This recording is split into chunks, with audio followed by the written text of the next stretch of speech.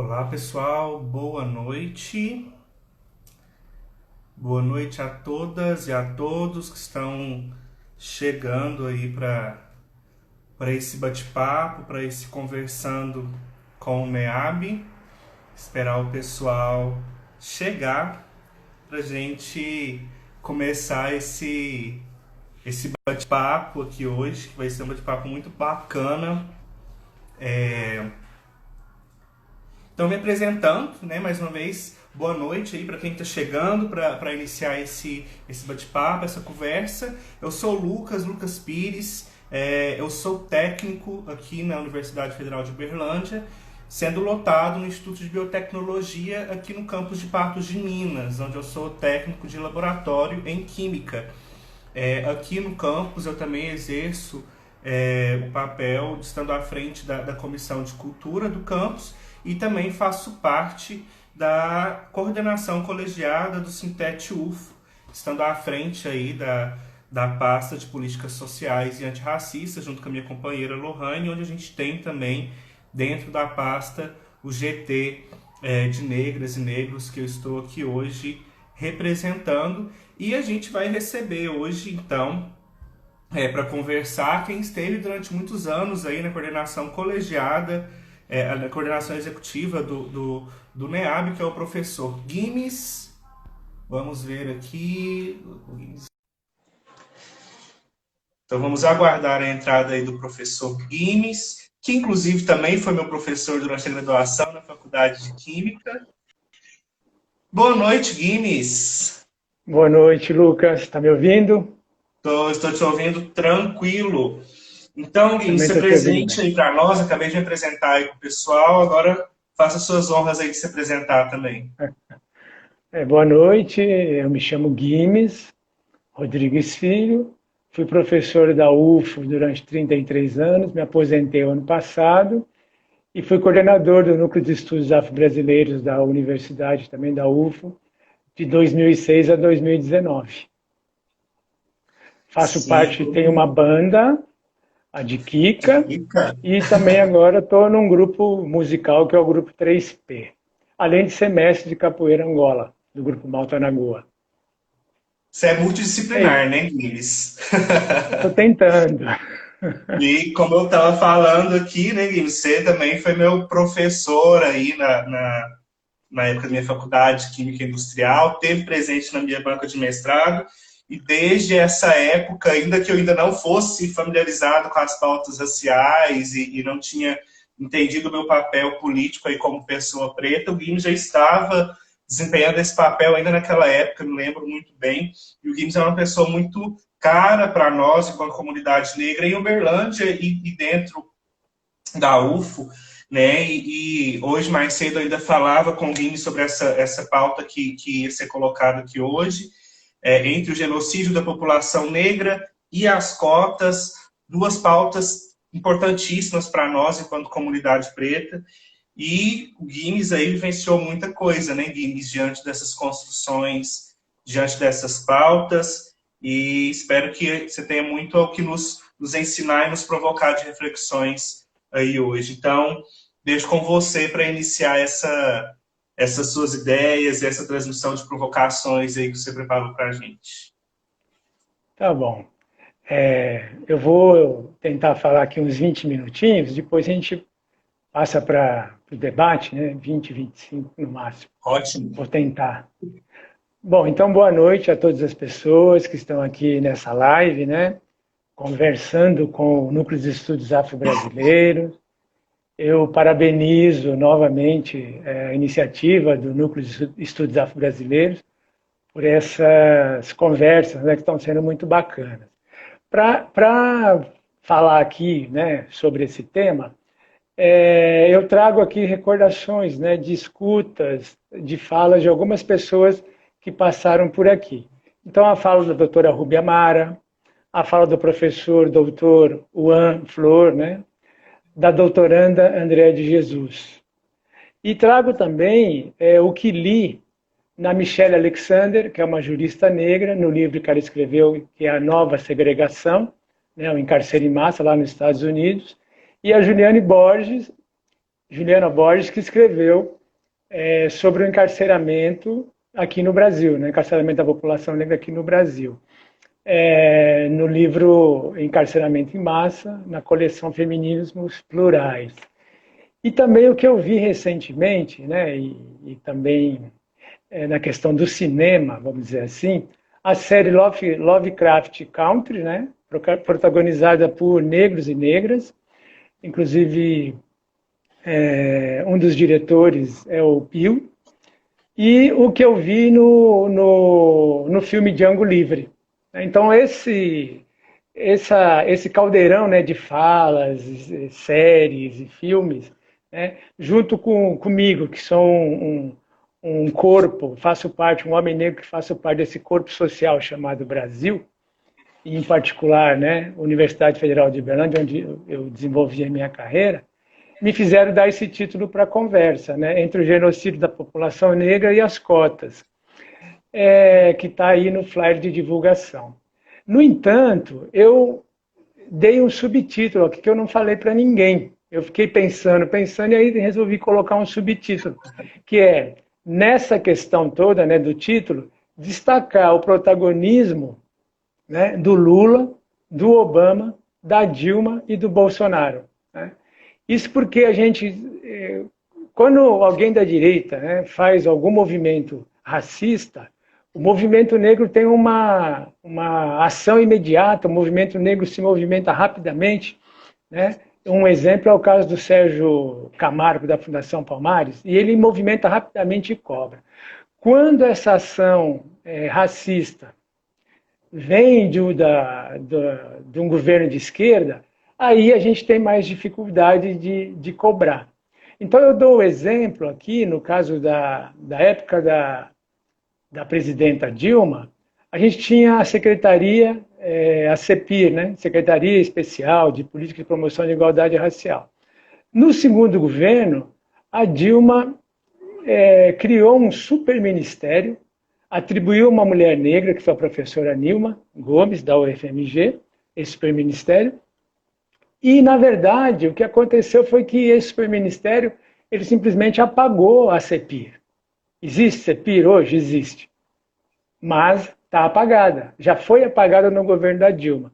E eu não vi muita manifestação em relação a isso. Aliás, o pessoal falava, vai criar um superministério, é a Nilma, tarará, entende? Quer dizer, quando o da direita faz uma ação contrária ao movimento negro, a gente consegue, com veemência, de imediato dar resposta. Quando é de um governo de esquerda, né, e de uma pessoa extremamente engajada, né, que estava ocupando o cargo, como a professora Nilma, a gente tem dificuldade de cobrar. Mas a gente perdeu a CEPIR, efetivamente. A CEPIR hoje está no Ministério da Damares, né, ou seja, no superministério da Damares. Então, só que esse desmonte começou no governo de esquerda e se consolida no governo da direita. Tanto é que a Damares, o que ela fez? Né? Ela recentemente exonerou alguns representantes do movimento negro do CONAPIR, que é o Conselho Nacional de Promoção de Igualdade Racial. Exonerou, né? Por que exonerou? Porque essas pessoas, mesmo estando dentro do governo, elas não se calaram, elas assinaram o pedido de impeachment do Bolsonaro. E aí, obviamente, veio a retaliação. Então, eu quero colocar, estou colocando isso para a gente perceber o seguinte, que o movimento negro, ele precisa cobrar efetivamente da direita e da esquerda do mesmo modo. É claro que, quando a Nilma assumiu o ministério, foi com a nossa conivência. Né? Com a nossa conivência, eu digo, a conivência do movimento negro. Né? Então, talvez por isso até tenha tido dificuldade de cobrar. Mas eu firmo aqui que tanto o governo de esquerda quanto de direita, ele acaba promovendo ações em desfavor da população negra. Né? Mas, de qualquer forma, eu quero destacar aí o papel dessas pessoas que estavam no Conselho, mesmo no governo Bolsonaro, e assinaram o pedido de impeachment. Preferiram correr o risco de ser exonerados do que ficar conivente com um governo racista, fascista, machista. e todos os altruístas que a gente está acostumado a atribuir ao governo Bolsonaro. Bom, então o meu objetivo aqui com a conversa, só arrumar aqui uma luz aqui, só um minutinho. Tecnologias. O meu objetivo com a conversa, ele é, na verdade, pontuar, né? Que se depender do negro ocupar espaços de poder através das cotas raciais, que é o que nos coloca em diversas posições da sociedade, nós não conseguiremos impedir o genocídio da população negra. Por quê? Porque o genocídio ele é concomitante às políticas de cotas raciais.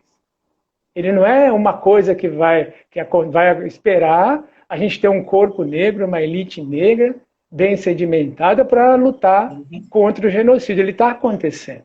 Né?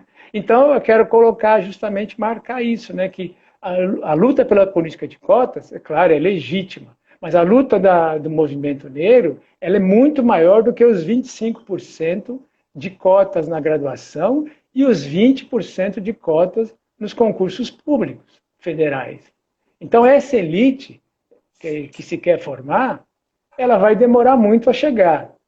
E chegando, mesmo chegando, será que essa elite ela vai estar atuando de fato em prol do movimento negro? E isso depende fundamentalmente do tipo de formação que essas pessoas cotistas estão tendo nas universidades. Universidades majoritariamente brancas, universidades majoritariamente racistas. Então a gente tem aí um dilema, né? Que é trabalhar ao mesmo tempo com a questão de impedir genocídio, mudar a formação na universidade e fortalecer as cotas raciais, né, em todos os lugares. Vejam que alguns fatos corroboram, né, essa ideia, né, de que, por exemplo, o STF, agora em 2020, ele reservou recursos, né, para os candidatos negros concorrerem, né, nas eleições. Mas por que o STF faz isso só em 2020, no século XXI? Né? Bom, mas aí cabe também deslocar a pergunta para o próprio movimento negro. Ora, a gente tem negros e negras em vários partidos políticos, da extrema direita à extrema esquerda, se é que tem extrema esquerda aqui. Por que esses negros e negras que estão nessas agremiações não conquistaram esse direito antes? Então, aí eu estou querendo colocar o nosso papel, o nosso trabalho. Né? E não é só uma ação de quem está na agremiação política. É uma ação de toda a população negra. Claro, junto com quem detém o poder no Brasil, que é a população branca. Né? E aí então, a gente tem que pensar aí quem são os brancos e brancas que são de fato antirracistas e vão atuar em relação a essa causa. Né? Então, se a gente pegar lá o século XIX, a gente tem a proibição em lei dos analfabetos votarem. Se você anda um pouquinho, isso em 1881, se você vai para 1854, você tem um decreto, Couto Ferraz, que impede os negros de ter acesso à educação primária e secundária. Então, quem são os analfabetos? Quem é que não pode eleger? Quem é que é considerado não cidadão? E isso vai se propagando tranquilamente na nossa vida, né, ao longo dos séculos. E a gente, então, fica restrito, às vezes muito restrito, a um campo de batalha, quando a gente tem que abrir os nossos horizontes. Essa é a verdade. A gente tem que se multiplicar em braços e pernas, etc., né, para enfrentar o racismo no Brasil. Bom, aí eu faço uma pergunta aqui, que é uma pergunta que o Leonardo DiCaprio, no filme de Django Livre, ele coloca numa situação de tremendo estresse, lá está o Django lá dentro de uma sala, estão discutindo, ele questiona, ele fala, bom, por que os negros e negras são maioria nas fazendas aqui e continuam escravizados e escravizadas? É uma pergunta feita por um sujeito branco para os negros. Né? Uhum. Bom, talvez a resposta esteja na divisão das ideias entre nós, negros e negras. Nós não somos uma massa única, não é? E também uma divisão que foi forçada ao longo da história do escravismo brasileiro. Né? E de forma que, inclusive, os brancos eles tiveram um insight muito interessante: colocar alguns negros na casa, alguns negros e negras para comandar determinados lugares, né? E os outros negros que a gente chama de negros que não são da casa, dos lugares que era o lugar da maioria da massa, né? Enfim, isso faz com que a gente precise pensar justamente nisso, né? Aí talvez esteja um grande problema que eu falei, né, das cotas. Problema no sentido de que se essa massa que está sendo formada através das cotas raciais, se esses professores e professoras que entram nas universidades através de cotas raciais, da luta histórica dos negros, não entrarem na luta, nos seus espaços, quando forem profissionais, não entrarem na luta, de nada vai ter adiantado formar essa elite negra. Então, esse é o nosso grande desafio. Né? E, na verdade, essas forças, né, esse ganho tem que ser retornado, né, para a população negra, que ainda é a maioria na pobreza, nos homicídios, no encarceramento e na falta de direitos, né, na verdade. E, como eu já disse e quero reforçar, né, as cotas raciais nas universidades são 25%, e no serviço público 20%. Né? Daqui a 30 anos, qual vai ser o resultado, né, de prática antirracista efetiva, com esses percentuais que nós temos em universidades, em serviço público? Né? Bom, o próprio percentual de 25% na graduação, 20% no concurso público, já é uma grande mentira. É uma grande mentira. Por que é uma grande mentira? Porque a lei de cotas raciais ela é de 2012. Para você garantir que a lei, para acessar a lei, é quem tem de fato direito, você precisava ter comissões de heteroidentificação desde 2012, prevista em lei. No caso, a lei da Dilma. Mas a lei não previa isso. A lei não previu. Então, a gente ficou... Eu vou falar aqui de um documento que fala das comissões de heteroidentificação. É um documento do Observatório de Políticas Públicas de Ações Afirmativas da Federal de Ouro Preto, junto com o Núcleo de Estudos Afro-Brasileiros e Indígena, né, também da Federal de Ouro Preto. Eles estão mostrando a partir de quando as universidades instituem as suas comissões de heteroidentificação. Né? Então, avaliaram 70 universidades. Então, elas começam, e é o caso da UFO, e a UFO só tem comissão de cotas por causa do Ministério Público, na figura do Dr. Onélio, senão não ia ter, espontaneamente. Né? Então, veja, em 2017, começa a ter comissões de heteroidentificação, e é o nosso caso também, da Universidade Federal de Uberlândia. Então, 12 universidades, ou seja, 17% do número avaliado, que é 70, é que instituíram comissões em 2017. 12, gente, em 70. 2018 passa para 17, ou seja, 24%. 2019, 32, 45,7%. E 2020, 60%, que ainda não é 100%, que dá 85,7%. Então, nós ficamos de 2012 a 2017, 5 anos entrando fraudadores nas universidades, né? Fraudadores brancos entrando, e muitas vezes sendo referendados pelos juízes de plantão e pelas próprias universidades. Né? Então, 5 anos. E agora, para a gente chegar a 80%, no total a gente tem 8 anos. Então, quer dizer, então a gente não está, nesse momento ainda, nós não estamos colocando o percentual de negros e negras de 20, 25% que é o que determina a lei, de fato. Né? E o que a gente faz com isso? Onde é que a gente vê os conselhos universitários, né, os institutos, departamentos, as faculdades das universidades discutindo essa questão? A gente não vê. A gente vê um lugar isolado, que são, na sua maioria, os núcleos de estudos, tentando provocar essa discussão no macro. E que é muito difícil de chegar no macro quando você tem à frente, né, reitores e reitoras, corpo, né, esse corpo de conselheiros e conselheiras fundamentalmente brancos. Eles não se importam com isso. A universidade pública não se importa com a questão racial de fato. Isso é o que eu desdobro de tudo isso, né, de ficar... Como é que pode? Eu vou repetir. Né, tem uma lei, você fica 5 anos sem efetivamente cumprir essa lei.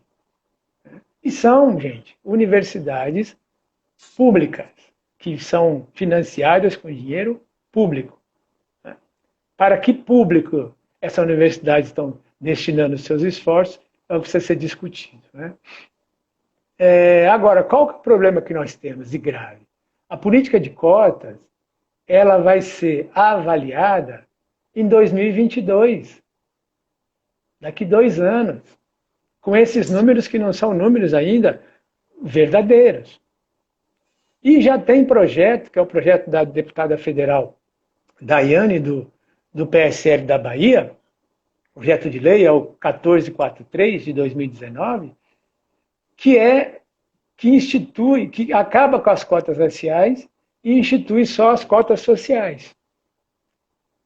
Então, a gente está com uma política que efetivamente a gente não sabe direito os números, a efetividade, e vai ser necessariamente avaliada em 2022. O que a gente sabe, sim, é que as cotas têm um grande significado, que é o de apontar para os negros e negras a possibilidade de ter um lugar na universidade. Isso é uma verdade. Ela, psicologicamente, ela é boa para nós. Agora, ela precisa se efetivar para além, né, da questão de que tem uma lei, a lei existe e nós estamos cumprindo. Né? Então, nós precisamos ultrapassar esse limite, que é o que o branco coloca como barreira. Ele fala, estamos fazendo, vamos fazer do jeito que dá. Aí dizem que as universidades têm autonomia, essa autonomia, então, ela pode fazer o que quiser, a hora que quiser. Porque não tem lei dizendo que tem que ter comissão de heteroidentificação nas graduações. No serviço público, sim, mas na graduação não tem. Né? Bom, avançando um pouco, aí eu estava falando, né, que a gente, o que nós temos? Né? Nós temos que ter um comprometimento, né, desse corpo, que é o corpo que tem mais poder na universidade, que é o corpo docente. Né? Nos conselhos, eles são 70% de docentes. Esse corpo precisaria se comprometer, para além das suas produções acadêmicas, etc., de orientações, de prêmio CAPES de tese, e sei lá mais o quê, se comprometer de fato com a temática racial. De fato.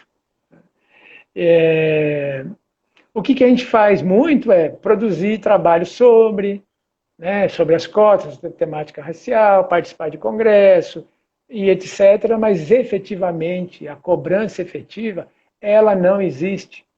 Uhum. Ela não existe.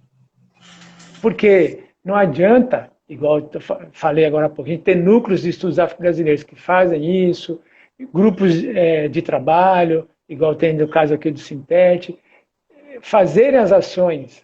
Né? A gente precisa convencer os brancos que estão no poder a assumir a postura antirracista, o que não é, de fato, muito fácil.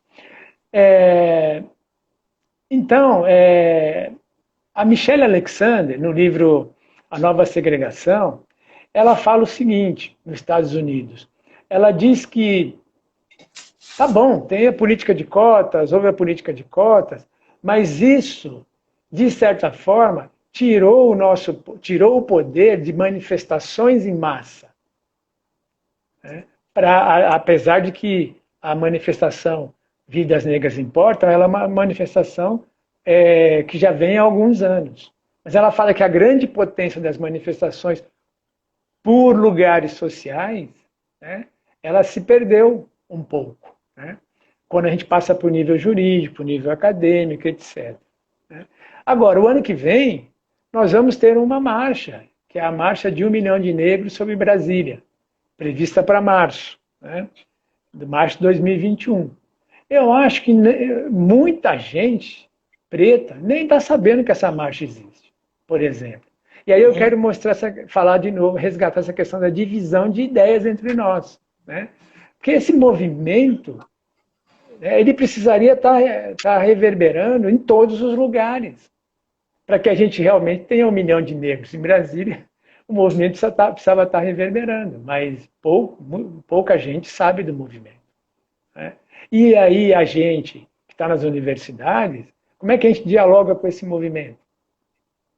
Para participar, trazer esse movimento para dentro da universidade, né? Para fazer cobranças e etc. Bom, passando um pouquinho agora para a Lei de Cotas no Serviço Público, essa lei é de 2014. Tem um estudo recente, que é do pesquisadores Mello e Ubiratã, que é de 2019 e 2020.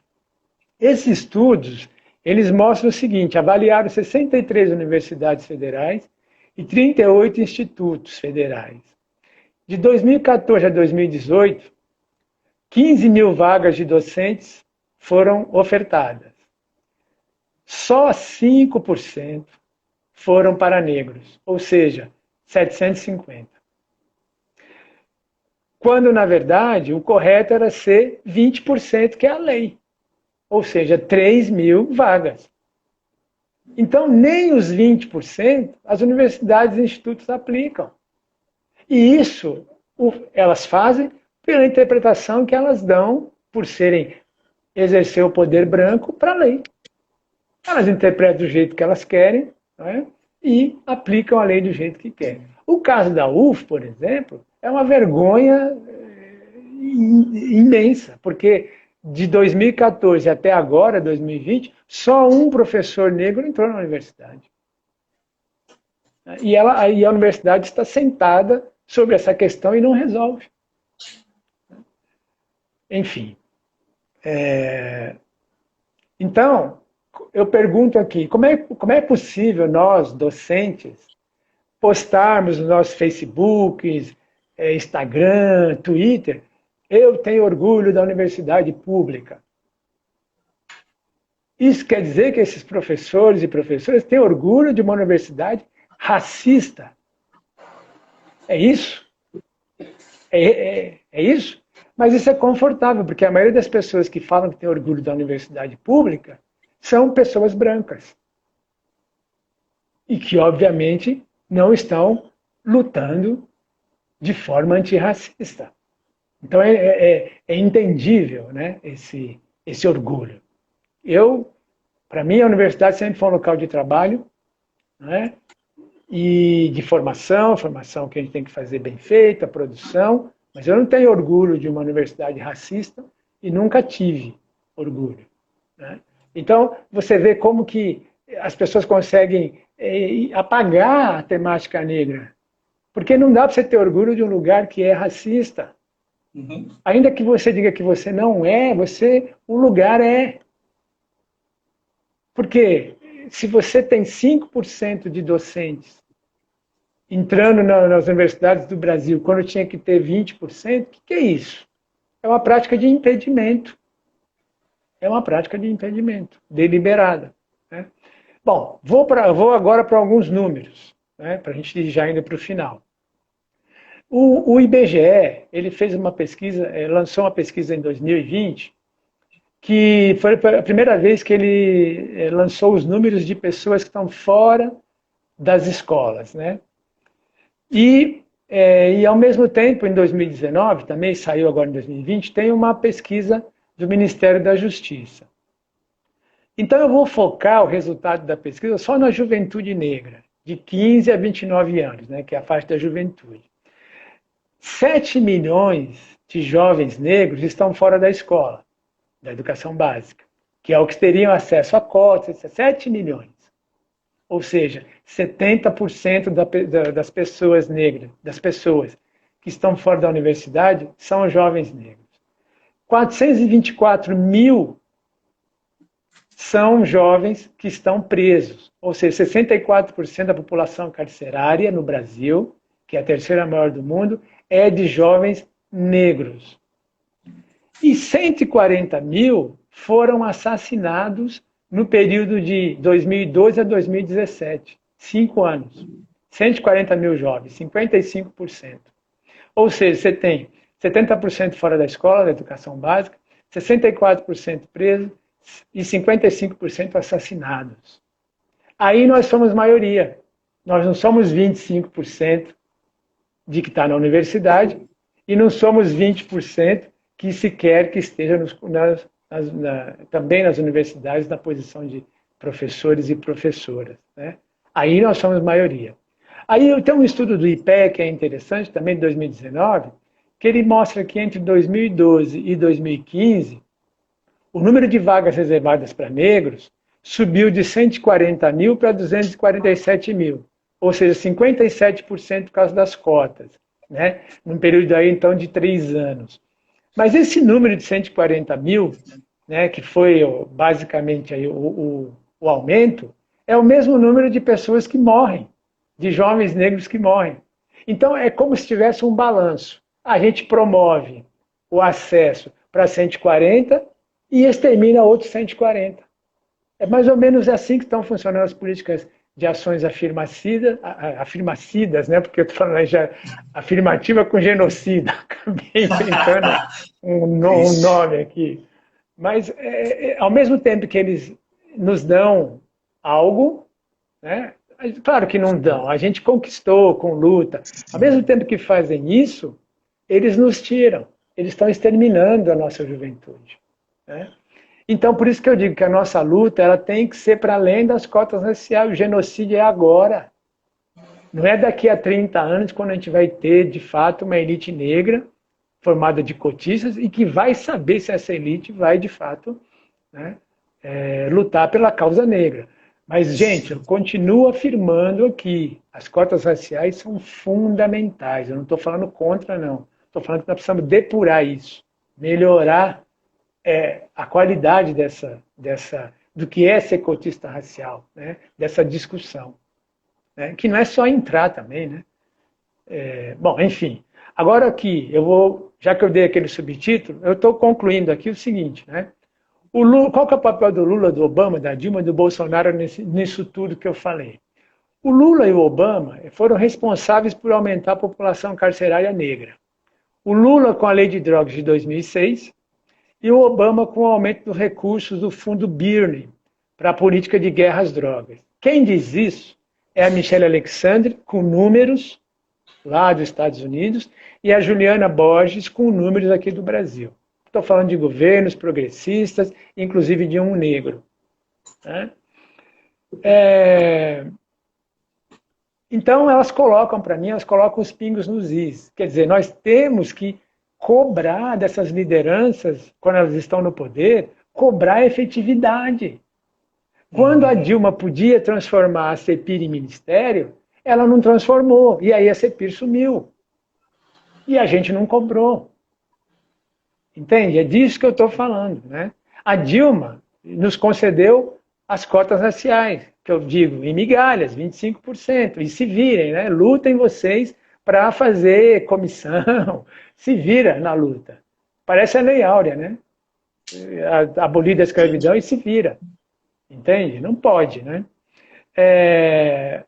Então, a gente está falando aqui, né? Eu estou colocando aqui justamente isso, né?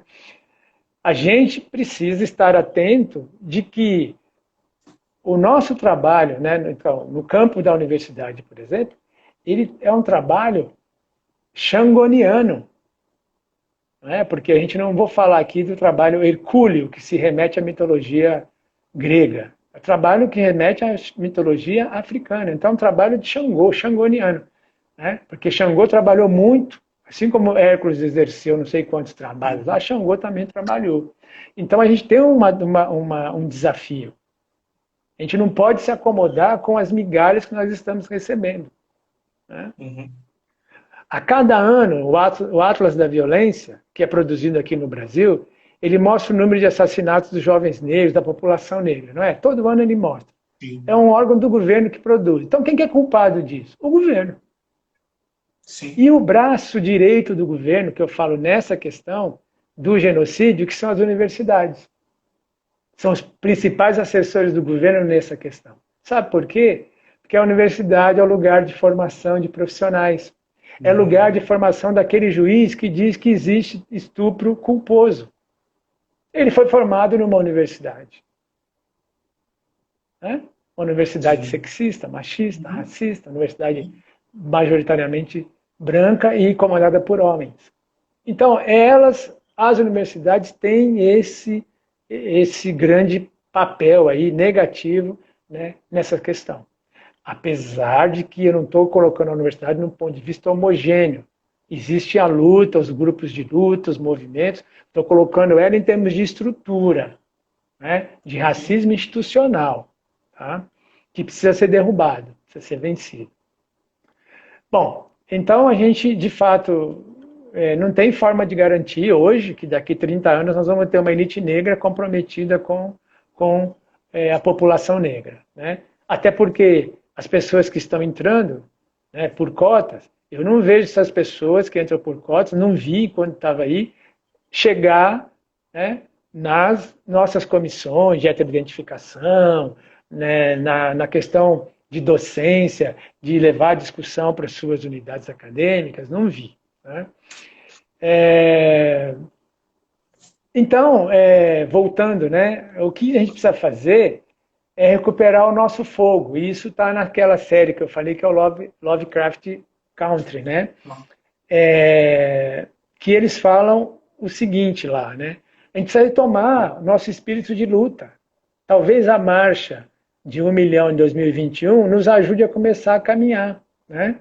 E nós precisamos, fundamentalmente, gostar da ideia de não sermos brancos.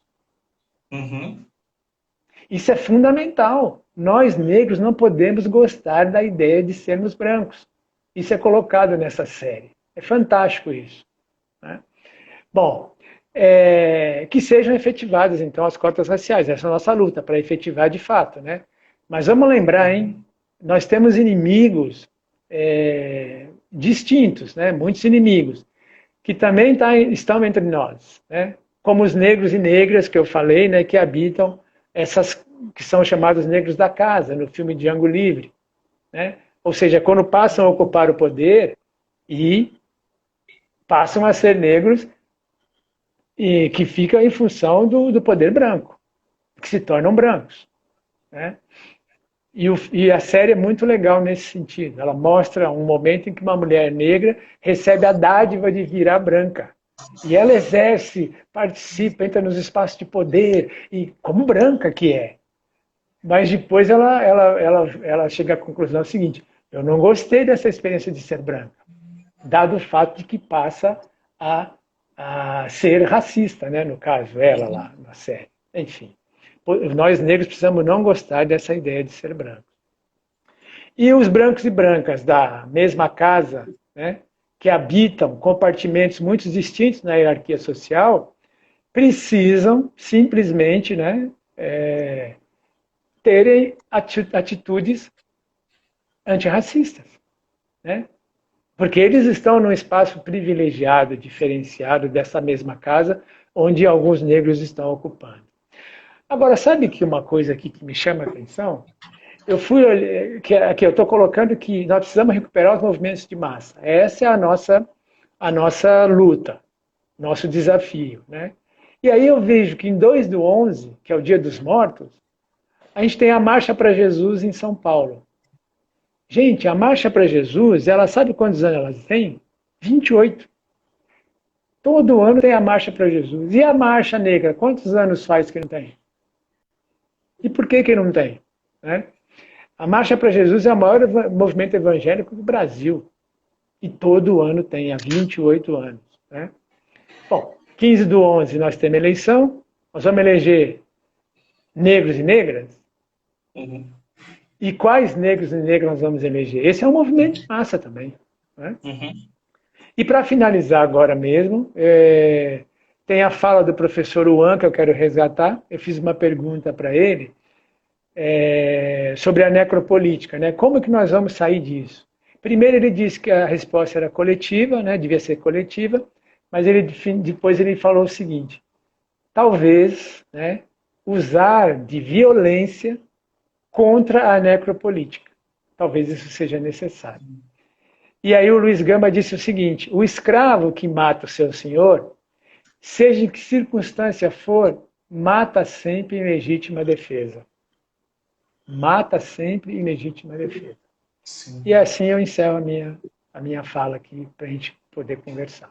Obrigado. Perfeito, Guinness. Que isso, a gente é que agradece. Eu, particularmente, fico muito mexido e reflexivo e dentro de mim com um enxame aqui de reflexões, né, de que você tem colocado. Eu fiz algumas coisas que eu quero pautar e te perguntar. Temos aí 20 minutos ainda de conversa. Inclusive, a Camila até fez uma pergunta, mas no que eu me organizei aqui, vou te perguntar primeiro em nível UFO e depois fazer a pergunta um pouco mais abrangente que a Camila colocou aí para a gente. Bom, Gui, você falou assim que você não estava fazendo toda essa fala quando você falava da nossa universidade enquanto UFO. Você não estava fazendo essa fala considerando que a universidade é homogênea, né? Mas se a gente olhar a parede da sala dos conselhos e olhar os quadros ali de reitores, a gente vai ver que está faltando melanina, está cheirando testosterona e é falocêntrica, né? E aí entra o que você falou, né? De que políticas, no sentido de ajudar a nossa luta, não de desmanchar as grandes questões em níveis de opressões sociais, mas de ajudar na nossa luta. Por mais que elas existam, elas estão sendo pautadas e organizadas por pessoas brancas, né? Ainda que tenhamos pessoas brancas que são sensíveis à nossa causa. E aí, evocando então que a grande Angela, acho que é a Angela Davis que fala, né, que não basta não ser racista, tem que ser antirracista. E aí eu vejo, a gente vê Black Lives Matter com 1000 compartilhamentos aí sobre ser antirracista, mas aí eu pergunto, então, o que de fato é ser antirracista, né? Porque a gente olha, então, políticas que são realizadas dentro da universidade. Projetos de extensão, ótimo, estamos aí pensando e repensando e refletindo muito sobre as nossas questões, sobre a questão da negritude, também sobre a questão da branquitude, mas projeto de extensão ainda não está tirando o preto da cadeia e nem está colocando ele dentro da universidade.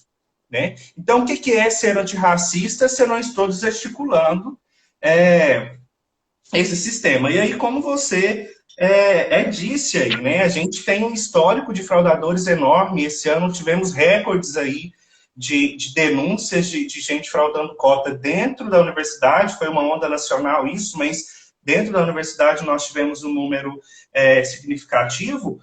Mas são fraudadores, como você bem disse, foi referendado por juízes, foi aceito pela universidade em algum momento.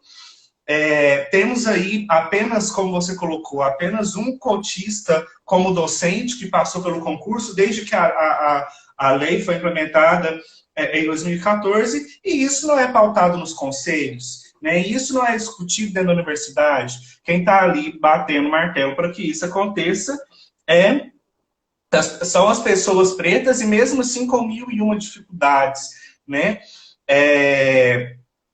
O que falta, então, Guilherme, se a gente for olhar dentro da nossa perspectiva de universidade, assim, e aí a gente também já conversou muito sobre isso, quando você fala aí sobre a questão dessa elite negra sendo formada, e quando a gente pensa em elite dentro desse sistema de antagonismo de classe, a gente está falando ainda de perpetuação de opressões, né? O que falta deveras, assim, dentro da nossa universidade, para além da questão de luta pela implementação das cotas? O que falta em nós, como comunidade negra, no sentido de refletir essas questões e nos articularmos enquanto pessoas que querem desarticular o sistema e não só fazer cuidado paliativo aí diante das nossas questões e das nossas feridas? Bom, Lucas, o que falta é simples. Falta essa comunidade negra estar reunida, juntas, para poder fazer a reivindicação. Por exemplo, em 2016, houve a primeira marcha negra da história da Universidade Federal de Uberlândia. Por quê? Porque a gente tinha um contingente já de cotistas. Essa marcha negra, eu arrisco dizer para você, que ela fundamentalmente era carregada, né, a maioria era de estudantes. Professores negros e negras, muito pouco envolvidos. Então, o que está acontecendo é que nós estamos abrindo, né, quer dizer, foi aberto um acesso à universidade para negros, mas esses negros, nem todos eles, estão envolvidos com a luta negra, de fato. Eles acabam acessando o espaço, mas eles não têm nada a ver com a luta negra. Mas isso não tem como você controlar. O que se pode fazer é tentar abrir canais de diálogos. Por exemplo, o GT Negros e Negras do Sintético procurou abrir um canal de diálogo com o NEAB, com o Núcleo de Estudos Afro-Brasileiros. Aí nós temos um NEAB lá no campus do Pontal. Tem vários grupos de estudos, igual lá no Instituto de Letras, grupos de estudos sobre a questão negra, né? E não só lá, em outros lugares. Então, precisa juntar essa massa, né? Claro que não só a massa negra, mas primordialmente a massa negra, porque os brancos lutam, tem branco antirracista, sim, né? Mas não é a finalidade de vida deles, é a nossa. Sim. Né? Então, nós precisamos sair a campo, estou falando do espaço de universidade, e fazer esse movimento de massa interno e dialogar. Só que as pessoas ficam tranquilas nos seus lugares produzindo artigo, produzindo congresso, entendeu? Porque também é nos cobrado isso. Então, estou fazendo, o que você faz? Eu faço isso, eu tenho 3 negros que eu oriento, e por aí, e isso não muda a estrutura, como você falou. A hegemonia, sim, é branca, quem decide é branco, então aí a gente precisa também conversar com esses brancos, né? A gente precisa invadir, literalmente, o espaço desses brancos. A Marcha Negra não foi uma invasão à reunião do Conselho Universitário, porque eles deixaram a gente entrar. Deixaram porque a gente inviabilizou a reunião fazendo nossas palavras de ordem, nossos batuques. Então tinha que tinha que abrir para o diálogo. Não tinha outro jeito. E só não chamaram a polícia porque tinham professores no meio também. Se tivesse só estudantes, não iam deixar. Então nós precisamos unir essas 3 categorias negras: técnico, docentes e estudantes. Precisamos bater em cada porta e falar: tem professor negro aí? Tem. Aí você entrar na sala e fala: escuta, dá uns tapas na cara e fala: oh, só isso que você está fazendo. Cadê você? Eu nunca vi. Entendeu? Cobrar efetivamente um por um. Eu acho que esse é o primeiro caminho. É muito interessante quando você fala assim, né? Deixaram a gente entrar porque também tinha professor no meio, porque senão teria chamado a polícia. E aí a gente entende muito bem todo esse impedimento de permitir que a gente tenha docente negro dentro da universidade, né? Como você falou, a gente tem pessoas brancas antirracistas, temos pessoas brancas antirracistas, mas quem está vivendo essas feridas e como a gente tem aprendido a sobreviver a essas feridas e criando novas tecnologias de funcionamento político, somos nós, né? E aí é necessário, e muito além disso, e uma coisa que é interessante que que você fala, beleza, né? Estamos fazendo algo pela luta de racismo? Estamos fazendo o quê? O projeto de extensão tal, a pesquisa tal, e como você bem ponderou, porque é cobrado, né? Academicamente, o sistema acadêmico cobra isso, né? Mas a luta de racismo, ela precisa sair dessa ordem burocrática, né? A gente olha tudo isso como uma ordem burocrática. Se você não estivesse fazendo extensão ou essa pesquisa, você estaria fazendo outra porque o sistema acadêmico te exige que seja feito isso, né? E será que a luta de racista ela tem que ficar contida e ela se justifica só na ordem burocrática que é impedido? Parece que não, porque a gente não tem visto preto dentro da universidade, pelo contrário, a gente não tem visto docentes. Os pretos que entram estão com dificuldade de permanecer, e uma vez que eles têm dificuldade de acessar essa elite intelectual, eles acabam indo para a cadeia, né? Então, isso sim, em casos extremos, mas é isso que acaba acontecendo. E Guimes, antes de ir agora colocando um pouquinho, extrapolando aí, colocando questões mais sociais também, antes de colocar a pergunta da Camila, que eu achei uma pergunta muito, muito pertinente, eu acho muito abrangente, que a gente pode colocar aí como última para tentar fechar essa conversa. Mas você está colocando aí, colocou várias questões. Primeiro você colocou, por exemplo, a questão dessa formação dessa elite negra, e será que essa elite negra que vai entrar ali, ela vai ser realmente comprometida com isso, né? Porque, às vezes, essas cotas não necessariamente implica no processo de racialização do corpo negro, né? Não necessariamente implica no enegrecimento da consciência da pessoa que está ingressando na universidade, seja como aluno, seja como docente, seja como técnico, né? Tá, temos essa questão, por exemplo. Aí a gente vê, extrapolando para ir para o nosso sistema político partidário. Tivemos aí como novidade nessas eleições que parte aí das verbas de campanha política tem que ser destinado para pessoas pretas que estão se candidatando. E aí o que a gente viu por parte de vários partidos, inclusive por partidos de esquerda, pessoas brancas se auto-intitulando negras e negros, e aí boa parte dessa verba sendo aplicado ainda para pessoas brancas. Então, mais uma vez, o sistema político e partidário, utilizando de um instrumento que, como a gente tem discutido aqui, na verdade, amenizam as nossas situações, não desarticulam as nossas questões, né? Mais uma vez, ele sendo usado aí para corroborar com todo esse sistema branco. Para além disso tudo, então, como que você vê a nossa estrutura política? É questão na verdade, agora de sociedade, onde a gente tem como perspectiva maior de construção para uma nova realidade das pessoas pretas.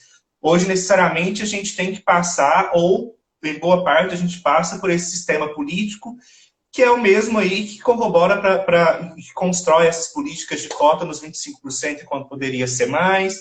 É o mesmo sistema político que, ao mesmo tempo que dá as cotas, encarcera o povo preto. E aí, né? Como que você enxerga, então, como em nível social e mais abrangente, o entendimento do povo preto em sentido de luta para que realmente a gente consiga desarticular essas questões?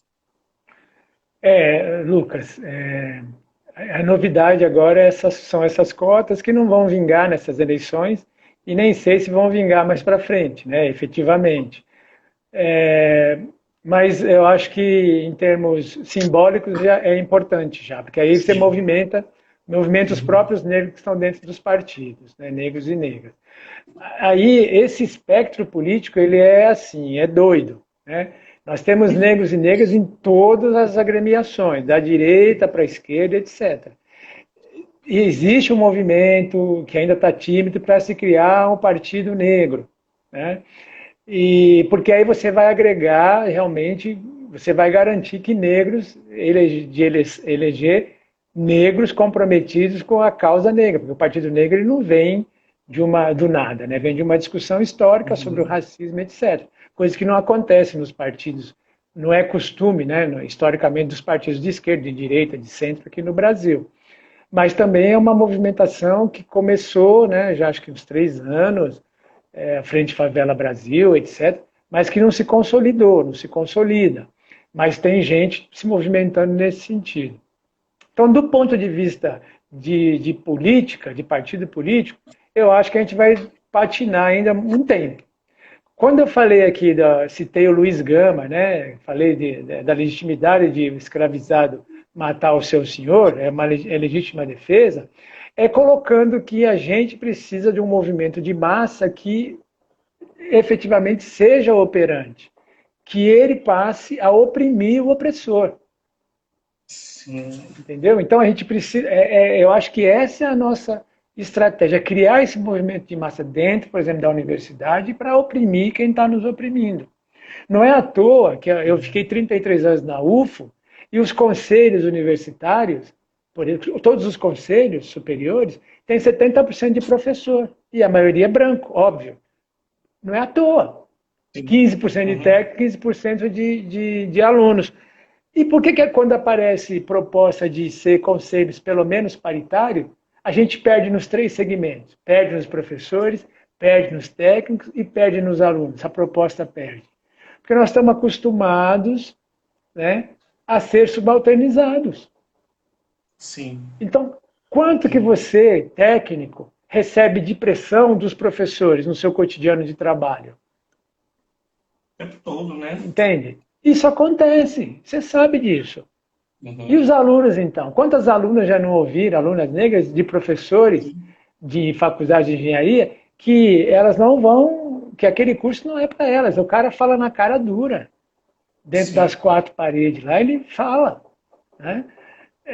Então, assim, a gente precisa, precisa lutar, precisa ter realmente vagas na política, etc., mas a gente precisa construir o movimento de massa. Na Sim. minha opinião, é isso. Que é o movimento de massa, quando ele é um movimento vigoroso. Naquela Sim. reunião do consumo, se eles não deixam a gente ia entrar à força.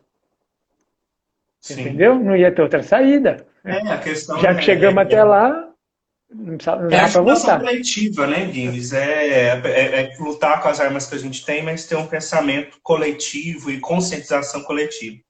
Guinness, a gente tem apenas só mais 2 minutinhos para encerrar. Conversamos bastante. E aí, diante de todas as questões que a Camila colocou, 1 minutinho aí para você responder. Diante de todas as questões, ela externalizou aí um misto de sentimentos de impotência, raiva e tristeza de todas essas questões de opressão. E a pergunta é, como construir efetivamente para mudar essa situação e quais seriam as estratégias de sobrevivência? Sintetizando um pouco tudo que a gente já conversou, que eu acho que está entranhado todas essas questões. É a gente organizar, para ser rápido, movimentos de massa. Dentro da universidade e fora da universidade. Não temos, na minha opinião, não temos outra saída. Porque, como eu disse, a gente luta por cota, mas o genocídio acontece ao mesmo tempo. Sim. A E na estratégia é UFO, aquilombar, né, Guinness? não A tem outro estratégia jeito. é fazer um grande quilombo. Nossos ancestrais Quilombar. nos ensinaram muito bem isso e a resposta última para todas essas questões está justamente naquilo que eles já fizeram, né? Guinness, então, muito obrigado aí por esse papo, que foi Eu que agradeço. maravilhoso. Cresci demais com toda essa conversa. Muito obrigado. Obrigado a você. Tchau. E obrigado aí a todas e todos que participaram. Quem quiser acessar, acredito que vai ficar salvo. A gente vai salvar aí a live. Muito obrigado, então, pessoal, e uma boa noite aí para todos e para todas. E boa noite, Gibbs. Boa noite. Tchau. Tchau, tchau. Tchau, tchau.